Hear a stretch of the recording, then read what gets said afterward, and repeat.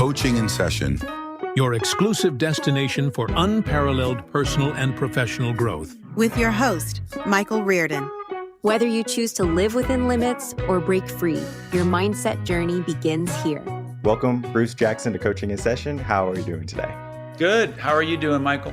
Doing well. Thanks so much for coming on. Today, we're going to be talking about your work, human performance strategist. And when I think of this job title, I think of just how amazing a human can be. And then I get kind of sad sometimes, but not like too sad and like depressed where I have to go like eat some Ben and Jerry's about how many people are not performing or living up to their capabilities today.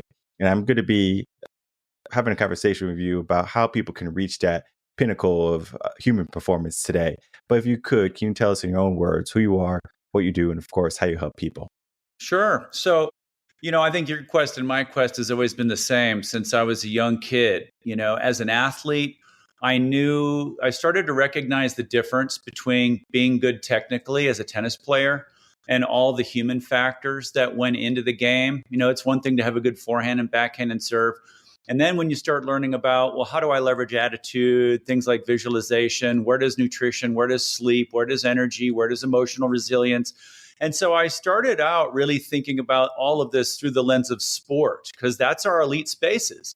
And for me, it kind of continued to morph into this long, entire journey from sport into business, into public policy. And so I've really, for those of you who are fundamentally aware of the concept of being in flow, right, or being in the zone, ultimately, my educational pathway took me through training to be an Olympic psychologist, getting through the psychology side, then going to business school to see how all this stuff applied in organizational settings, and then at public policy at Harvard Kennedy to look at how do we look at performance through the individual, through the relationship, through teams, through organizations and whole communities. And I've done that through the lens of flow. And my goal has been try to build a framework and a methodology, whether I'm working with a senior executive one-on-one, whether I'm working with a high-performance team, or in the last several years, a lot of large-scale organizational strategy planning and change.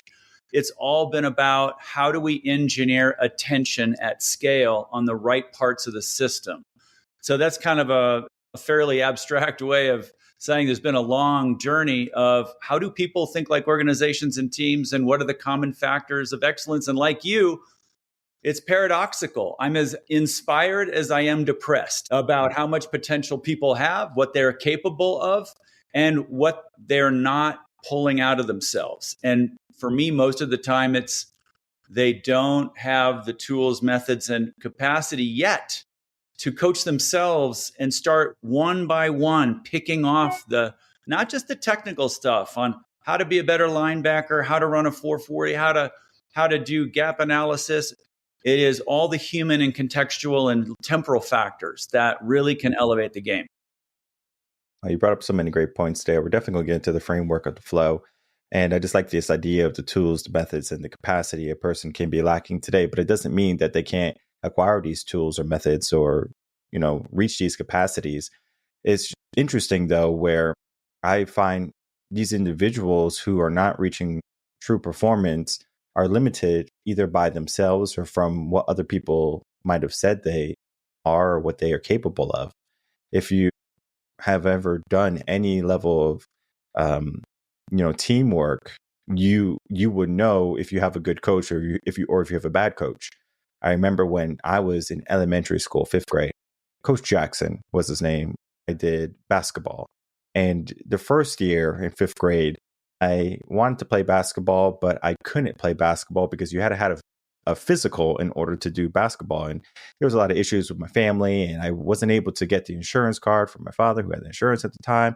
And so I wasn't able to play that year. And I remember just being so embarrassed to go to the coach and just say, hey, like, I can't play because I can't even get the insurance card to get a physical. And the next year, I made sure I called my dad. I was like, Dad, I need the insurance card. And he met with me and he gave me the insurance card. And I remember Coach Jackson was like, are you going to play this year? And I was like, yeah, I'm going to play this year. And I was like, in my head, I was like, I got the insurance card. And so when I was beginning, running around the court and doing the line running and doing all the plays, the 3-man weave, I was like, wow, like this is fun. Where I started to, for the first time in my, I guess, growing life, I played soccer when I was like 7, but that doesn't count. Where I was like, I'm working with a team for a goal. It wasn't just me trying to be an all-star like LeBron James or just someone who is going to be a ball hog and just do all the 3 points like Steph Curry. I was like, let's work together for a common goal. And I can only imagine if you're an organization and you have all these individuals who might be really good at something, but you can't get together and work for a common goal. And from your experience, from doing all the different businesses and all the different works that you have, when you see a company that is more individualistic rather than working together progressively toward common goal, vision, mission, where do you find the hiccups in that organization? You also said a number of things that we can talk to, and we probably have a number of these conversations yet to have, especially when it comes to artificial constraints thrown upon us when we're kids.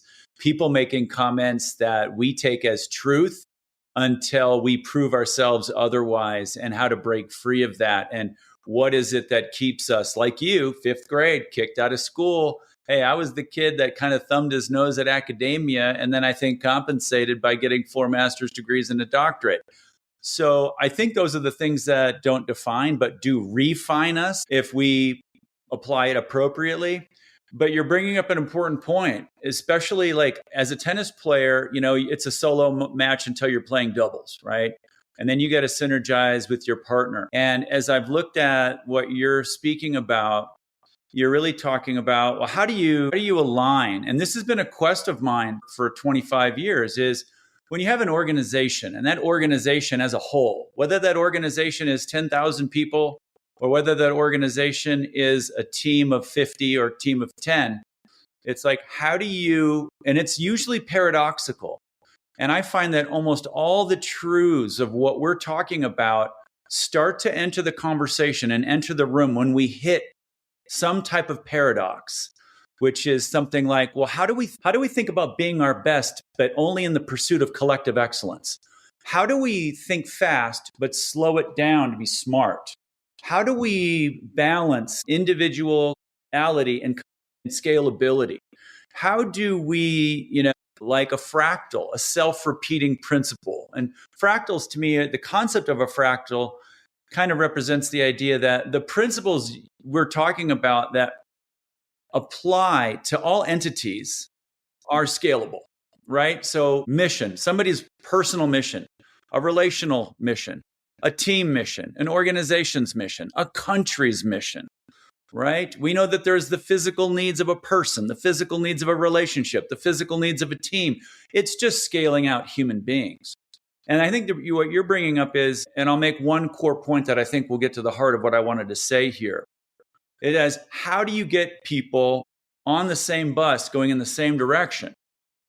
And right now, I'm just finishing up a 9-month project with one of the leading scientific universities in the world. And what does it take to take 100+ scientists from very different backgrounds and move an entire university structure going in the same direction? And I think the answer is the paradox of making sure that everybody in the room, whatever that room is, has a voice, knows that they want to give their very best to something bigger than themselves.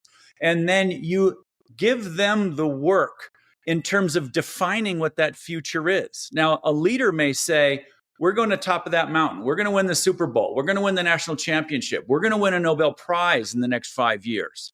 All right, we all buy into that. Now, how are we going to get there? How do we, and I think a good leader facilitates that discussion and says, all right, you have those answers.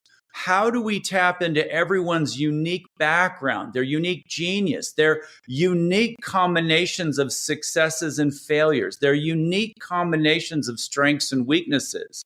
And how do we assemble ourselves to go up that mountain together so that people start looking at one another saying, I know we can do it better together than I can do it alone, so that we start not incentivizing people that just want to look good to the coach or to the manager or to the senior executive, but we can help them find a way to find their personal wins, but those personal wins are bringing value to the collective.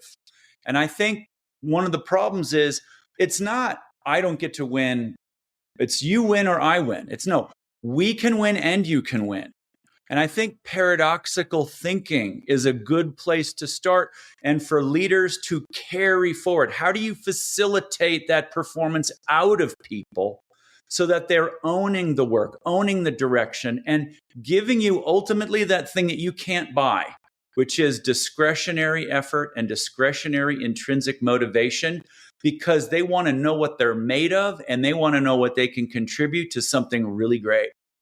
It's powerful. I know when it comes to progression, especially like corporations and businesses, there are many individuals who want to be entrepreneurs and they want to start something. And they would rather work for themselves than work for someone else. And this is where many of the younger generation are in their thinking or in their mindset, where they rather have a business and have employees and then, of course, grow that versus working for a corporate 500 company. Now, there's not to say that there's not people who would rather just work for a company and have some security, because there is security in working for a company, especially one that is established, where you know every single week you're going to get a paycheck.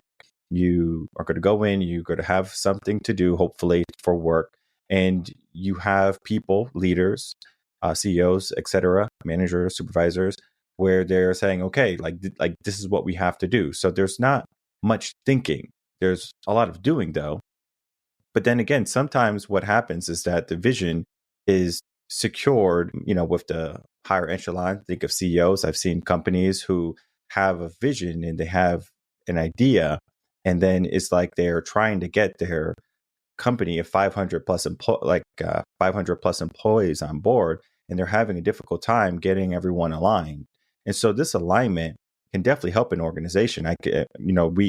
We saw it with Apple and Steve Jobs and how he did it, where there was a lot of alignment, where people were being offered 3 times their salary to go work at Google, but they chose to stay with Apple.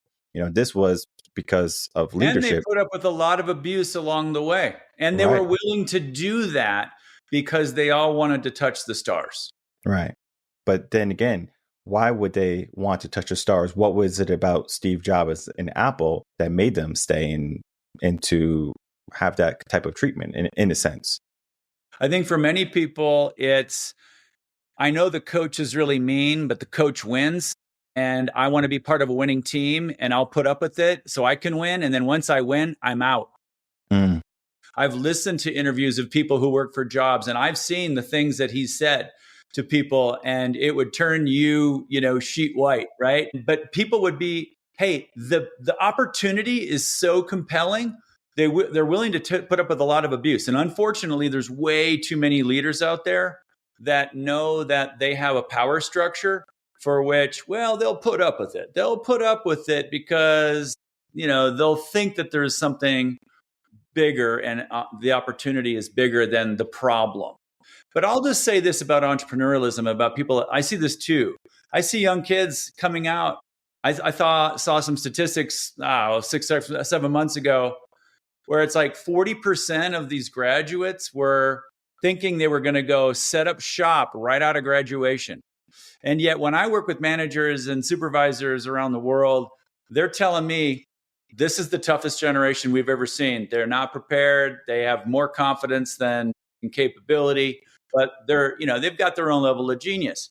But here's what I'd say to those folks, because you know what? If you're an entrepreneur, if you want to be an entrepreneur, you've got to be able to dial up the risk tolerance.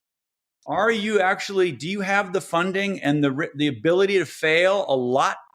Almost all entrepreneurs will say, if I knew what it took to actually pull it off, I probably wouldn't have chosen to do it, but I'm glad I did it. There's another paradox, right?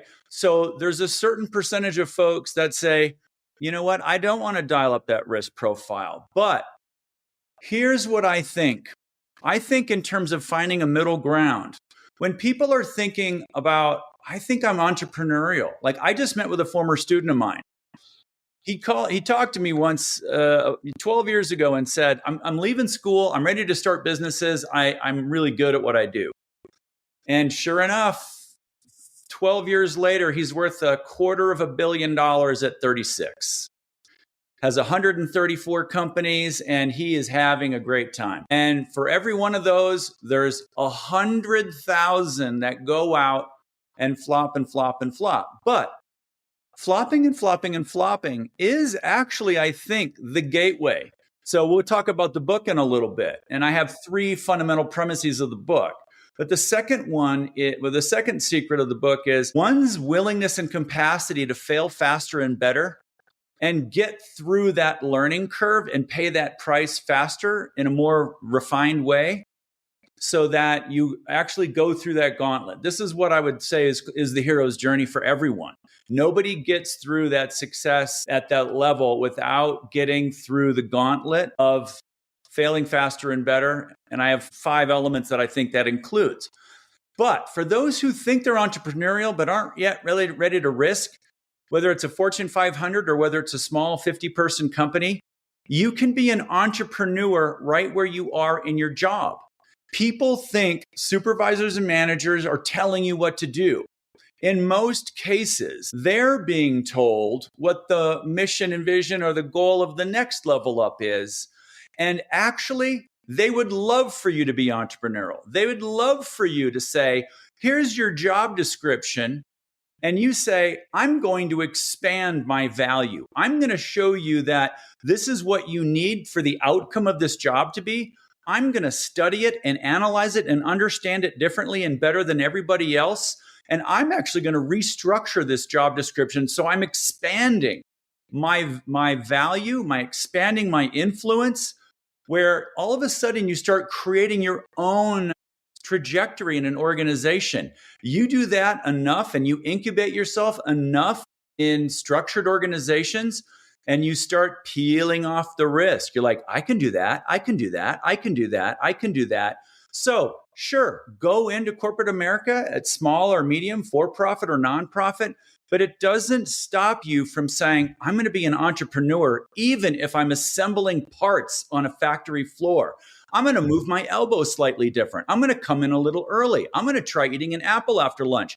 I'm going to push the limits of what I can do. People look for talent. You want to be an entrepreneur? Be an entrepreneur what you're doing right now.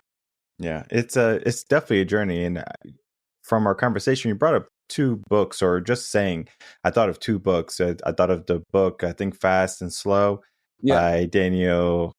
Yep. And then John Maxwell's book, Fail Forward.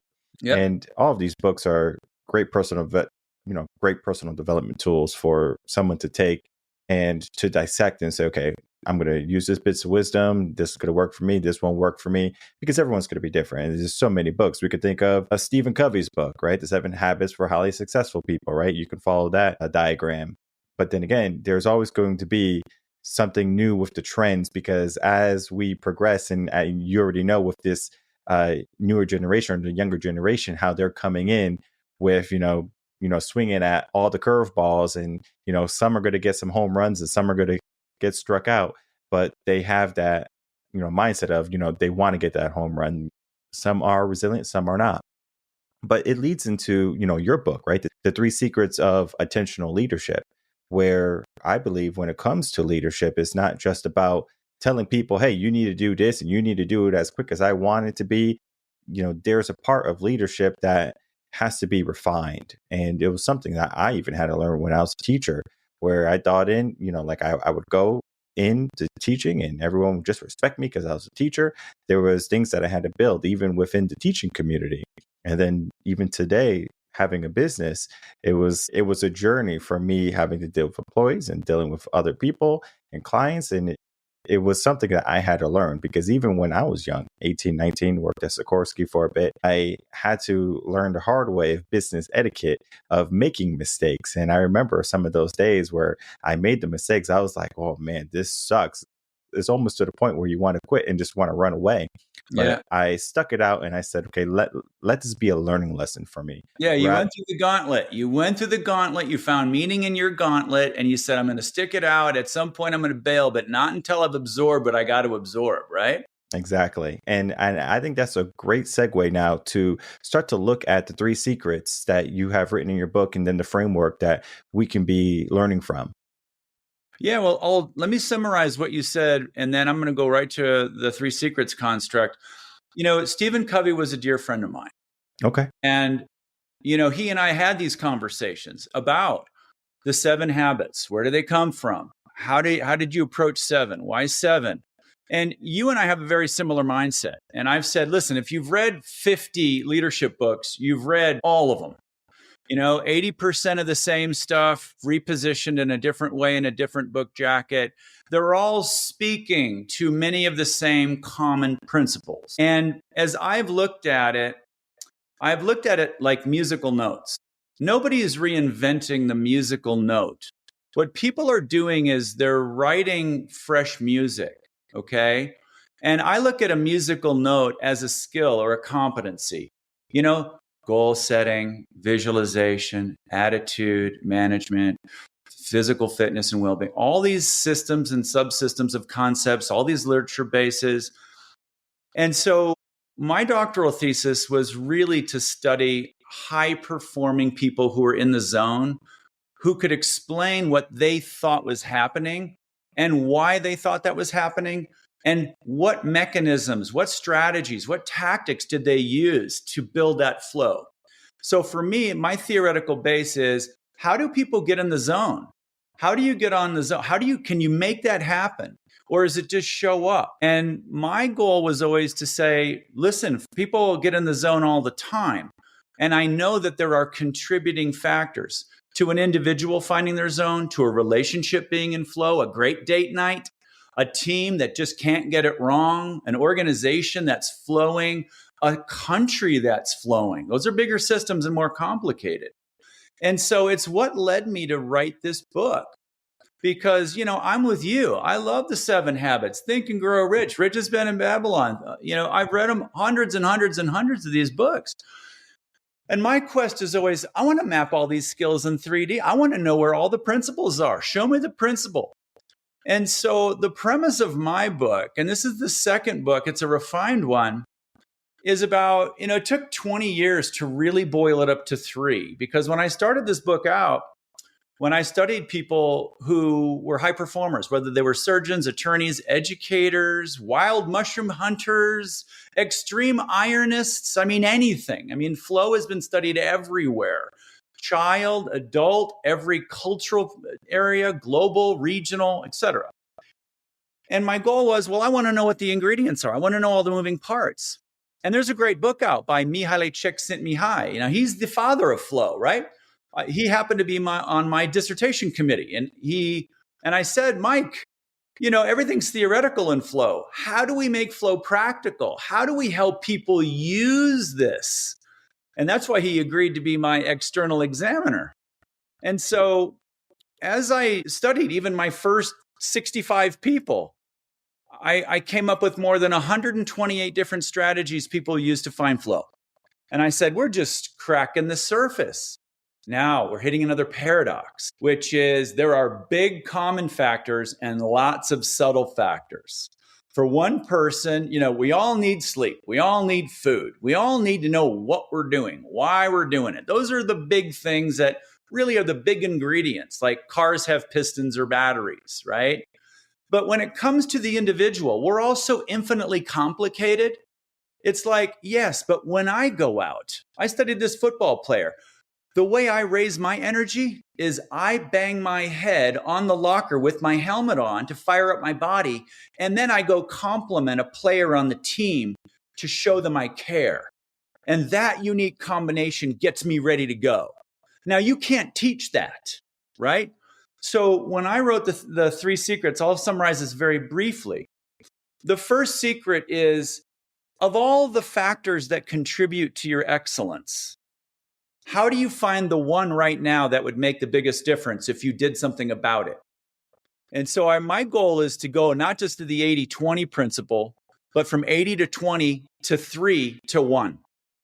And so there's a lot of people talking about things like the one thing and nail it to scale it. These are all talking about how do we isolate the one variable? The one variable might be sleep. The one variable might be purpose. Another variable might be feedback loops or relationships or whatever. So I've mapped out hundreds of these. And so I try to help people sort and bag these variables and say, which ones are currently assets, which ones are currently liabilities, and based upon my current goals, what's the one thing that if I did it differently might move the needle more than the others? Because right now, there's 100 little things that we could all do to improve our performance. We could eat an apple a day. We could cut our nails better. We could call our mothers more often. We could say, I love you to a friend. But those are all things that add little bits and pieces. But right now, your one thing may be, I am unclear on my purpose, or I cannot see my future as much as I need to see it, or I've got to get off something that's holding me back. So to me, the first thing is, how do you help people find the current one thing, whether it's one technical thing and one human thing? But those one technical thing and one human thing mixed together, to me, is the X factor, okay? The second secret is, all right, how do I take that one thing and put it through the gauntlet? How do I clarify that that is going to be my focal point, what I call, how do you leverage strategic focus, which means when I'm off the field, how do I make sure I'm working on the one thing that's going to make me better on the field? Okay. So how does strategic focus, how do you leverage that for performance focus? And so if my one thing is I got to maximize my time because I'm showing up to meetings late and I just don't have I can't structure my time well, then the second secret is, how do you put that at the center of your focus intentionally? What inputs, time, energy, and resources are you going to give it? What strategies and tactics are going to be specific of the way you apply? I look at a principle like a nice leather shoe. If you love the leather shoe and it's the right size, it should fit. And even if it fits, it might rub the wrong way. So that's what you were speaking to before. Sometimes the paradox is the principle is true, but how we slip it on and how we wear it is everything. You know, I look at Medvedev as an athlete. What he does with the tennis racket, you would never teach anybody in a million years. But his physiology, his personality, it works for him. So, we all try to give nice prescriptions, well-intentioned to other people, realize that that is a musical note and they got to try it on and figure out their own strategy and tactic. And then they got to observe, is it working? What's working? What's not working? What feedback loop is going to tell me what I have to adjust? How do I get through that learning cycle? And my premise is, if you learn to do that for yourself, if you can always say, am I working on my next one thing? Am I moving iteratively forward and upward in a good slope? And you're moving towards this process of self-mastery and leadership mastery, leadership over self. Then the third secret is everything you're doing inside of yourself, you can do in a relationship. You can do in a team. You can do in an organization. You can do in a community. The very thing you do to be selfish is how you become a servant, is how you lead, is how you service other people. And so I've tried to take those three fundamental core principles, identify the single most important factor, how do you fail fast and master through it, and then how do you scale it, and how do you do that forever? And then underneath those secrets are the methodologies of how you do it, the assessments and the processes and methods and tools and all that kind of stuff. So that's what the book's all about. I just delivered a full day yesterday. But that's the same process I use when I do a 4 to 6 month full organizational restructuring. Again, leadership at the core is influence. Influence at the core is attention. Where should this organization be paying attention? Where should this team be paying attention? Where should you be paying attention? And that's what the book's really all about in a practical way. What I've tried to do is to make flow, this abstract, beautiful idea of being at your best, and said, great, how do you do it? Would you say that the book is for people who are looking to reach flow or reaching to be in a higher level of performance, or can it be the ignition switch for people who are hungry for it, but might not have the drive yet for it? Absolutely. I look at it and, we all know lots of people who we thought were unmotivated. It's like, well, they're not really ambitious. you give them a little micro victory and it starts to spark. I've done this with inner city kids because I also run a foundation and a nonprofit. I work with every population. It doesn't matter whether you are in the ditch coming out of the sex trade or whether you are flying F-35s from the Naval Academy. Everybody has this capacity to move forward and upward wherever they stand, wherever they're in a ditch, whether they're on the ground or whether they're in a sky. And everybody has that opportunity. And so when I think about people who have somewhat of a desire to say, I know there's something inside of me, there's more than what I am sharing, and they want to move forward. This book is really for anybody that says, I know I've got more gas in the tank. To me, the haunting quote of most people die with their music still in them is a terrifying notion. And let me tell you what I think is the fourth big secret. And that is, I want everybody, because everybody has a unique genetic code, personal history, cultural history, family history. You are the sole living remnants of every genetic person that lived and did not pass away. You are the best of the best of your family lines. There's nobody's ever been created like you ever. And so I look at every human being as a unique universe, every team as a unique team that's never been assembled before. How do you help them discover what they were made to be?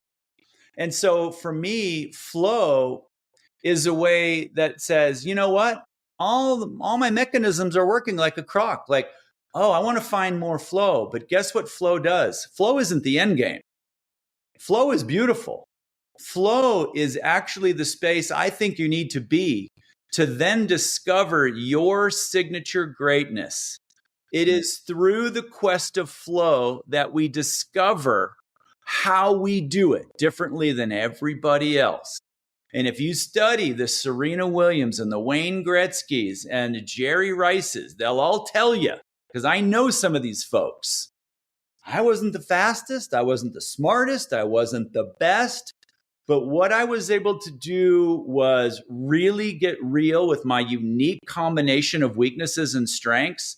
And I was able to figure out in some small way how to put those together in a way that nobody had ever done it before. Rice will say, I'd never win. In the combine, I'd never be chosen, right? But I know football speed. You know, Gretzky was like, I can't bench my weight. My aerobic was good, but my shots were accurate, but I could think differently than everybody else. And so you don't have to do everything great. It's the discovery of that one or two things that is your signature that I really fight for and I look for in people. Is like, I know that they've got that music inside. I know all those musical notes are dancing around in their head and their heart, surrounding them. And sometimes there's family constraints and cultural constraints and resource constraints, and dad's gone and mom's gone. And, you know, I'm doing bad things here and there. They're there. And the issue is, where can I find the right context so that I can finally discover that I wasn't made to be junk, that I actually was made to be something that's never been done before. So that's what keeps me going. That's been my life quest, is to, you know, since I was 14 years old, is how do you help individuals, teams, and organizations discover to do and be the thing that nobody else has done? Yeah. And it's important to understand that people do fall into these ideas of their circumstance, very similar to the inner city kids who might not have a good upbringing, a family system, and they see maybe a lot of extra or external stimulus that might be enticing. We think of drug money, etc., where they say, well, why would I work at McDonald's to try to be regional manager when I could just go in the corner and make even more money in a year, right? But they are looking at, you know, just that short time span. They're not looking at the longevity of their life. It is easy to look for the quick fix of things. And I'm sure people are looking for the quick fix. Like, how can I get to this point where I know my weaknesses and I know my strengths? And I'm sure they're going to be looking at the book and they're going to be doing all this work. And they're going to like, well, I still don't have the answer.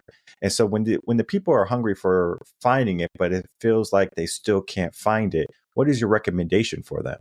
Keep looking, keep scanning, become a scientist of yourself and your circumstances. Now, this is where I think context is king.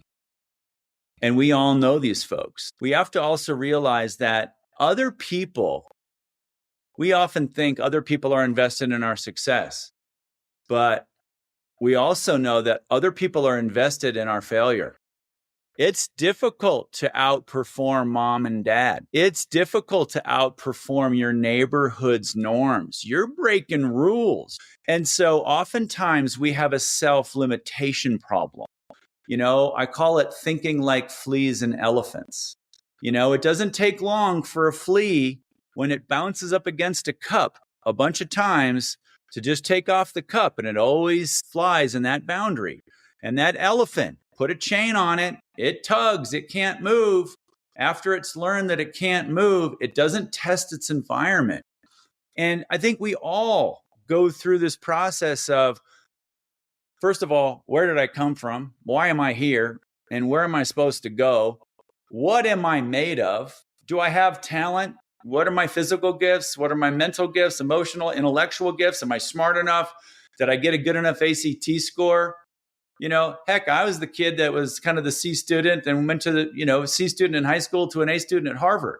So there's tons of stories. One of my favorites is the David Goggins story. I mean, that guy's whole brand is on, it doesn't take anything but pure grit and determination. And so what I say to people is, study yourself. What works? What doesn't work? Keep looking. Never, ever give up. You were designed for a purpose. Nothing in this world was designed for failure. It was designed for success. And the more you can study yourself about, especially when I look at it through what I call 5 alignments, alignment to the future, internal alignment from the spiritual to the physical, external alignment from yourself to your community, and your historical alignment. Scan where your assets are. Scan where your liabilities are. Look for the one thing. And oftentimes we try to figure that out ourselves. We're our own. Remember Peanuts? Remember Pigpen and Peanuts? Pigpen was this kid who walked around with a blanket. That was Linus. Pigpen was the kid who was always kind of walking around with the dust floating around his legs. You're talking about Charlie Brown. No, Charlie Brown was the key. But there was the show. Yeah, it was Charlie Brown show. And I'm like, we all are Pigpen. We all have dust floating around us that we can't see, that other people see. So the reason I say that is, ask people who care about you and you trust for the truth. What do you see in me? What can I do? What do you think my strengths are? Help me see what I can't see. And between your own self-belief and that of others, start grabbing onto the things that are natural, that you are inclined to move towards. And I think if you keep knocking and keep hunting and keep pressing forward, I think God rewards the bold. The heavens reward the bold. And the more people are willing to lean in to getting their butt kicked, lean in. The gauntlet is, this is what I think I am. I tell students this and professionals this. I said, finding your place in the world of business or the world in medicine or science is kind of like assuming who you are, then going forward with that intent, and then having the world kick you in the face. And then it says, no, we see something slightly different. And then you negotiate the pivot, and then you go forward again, and then you get whacked, and then you negotiate the pivot. And if you're willing to get through the gauntlet, ultimately, I think between what you desire and what you want and what the world needs you to be will help you drop into that beautiful space where you finally say, this is where I'm supposed to be. And I hated it in many respects, but I couldn't have done it without that process in place. And I think this is what Joseph Campbell in The Power of Myth was talking about. Like, that is the quest of societies. That is the quest of people. Are they willing to take that hero's journey to step into the unknown? And most people are not comfortable stepping into that level of the unknown. So our goal, the reason why we're having this conversation, is to invite people, like in Star Wars, how many of you are willing to go into the cave and say hello to Darth Vader? Whatever that is, whatever your Darth Vaders are, right? Yeah, all of this that you said is so important. And I think back of what you said, if you read 100 personal development books, you read them all. But I always say more tools for the toolbox, better, because you don't know what socket or what wrench you're going to need for Yeah, for some sure. project you have later down in There's life. And I always a know nugget in every book, though, right? exactly. And the way that someone presents something, very similar to the music note analogy, where how we can have the same whole notes, quarter notes, 16th notes, and how someone can just arrange it very differently. And it could be a totally different tune. Even though our mainstream music is 1, 4, 5 chord progressions, it doesn't necessarily mean that someone who makes one hit can't make another hit. And you can make a hit in your life today. And I know I'm going to be checking out this book because I love tools in my toolbox. I have 2 toolboxes in the garage, and I have probably 3 or 4 bookshelves in my home. And it's on purpose because I understand how important personal development is. It's not just for New Year's resolutions. It's not just for a week or until I get it right, because there's always going to be a new challenge in your life, and you have to be equipped to handle whatever is thrown at you. My cooperating teacher, he had a saying, and it's not his saying, but it's a common saying. You have to be ready for bear. And what does that mean? You just have to be ready for whatever comes your way. And when he was talking about bear, he was talking about elementary school kids and middle school kids. He's like, you got to be ready for whatever comes your way, because one day they might be sweet angels, and the next they're possessed by the full moon, and we have to be ready for them. And so I encourage people to get ready to do the work that they have to do. But it, again, begins with this idea that you have to have not only the attention span, but you have to have the desire and the will for it. And if I can make one quick comment. Yeah, sure. I want to leave you with this thought, and I think it pulls it together a bit. I think about Jimi Hendrix, right? Mm-hmm. And I understand, of course, he was quite a handful as a young youth. And yet, what I love about Hendrix is we've heard the Star Spangled Banner a million different ways, but we had never heard it the way Jimmy played it. I think it was Woodstock. You go look up, Jimi Hendrix playing the Star Spangled Banner, and then you come to realize that his unique combination of disruption, he was part of the 1st Airborne. A lot of people don't know that. He was an Army guy. And then he developed such a signature brand that he could take something as core as the Star Spangled Banner and do it like nobody else had ever done it. And just like there's always room for another burger joint, better pizza spot, if you can do something 2% better and find a way to do it, you can find success just about everywhere that you want to put your attention to. Perfect. And I don't know if you want to make that your last bit of the final words, or do you have something else you want to share with us? And then, of course, after you're done with that, let us know where people can find you. And then, of course, get your book. Sure. I mean, my final message when I keynote this and talk about this in populations, and we've talked about it a little bit, is I just find it profound that, genetic codes don't repeat themselves. That the complexity of our history as a humanity, whether it's the human species or animal species or species of trees, is like we are a constantly evolutionary animal, so to speak. And when you think about all of the people that have come that contribute to your gene pool, and you think of how uniquely your parents, your grandparents, their great-great-grandparents, all of their experiences are coming forward and giving you this stage, whatever your stage is today. And if you recognize that, and my funny little joke is, and when you were conceived, the odds of you winning that race were only 1 in 200 million. So the very first race you ever won was a 1 in 200 million shot. And you put all that together, you're a miracle. So the question is, despite where you've come from and where you are, how broken you looked, or you feel or look, or you say how much I haven't done or have done, that there is a opportunity to do something and be something and fulfill yourself in a unique way that nobody else can do it. And I think that's why we're here, is to discover what that is, not only to fulfill our own potential, but to do so in the service of other people and make the contribution we were designed to make. And I think that's heaven. And I think the absence of that and throwing that away is hell. So my job is, how do you help people move to a more heavenly state of being in their work, in their play, in their lives? So I'll end with that, and then however you want to end it. Well, just tell us where people can reach out to you, want to start working with you, and then, of course, your book, how they can get it.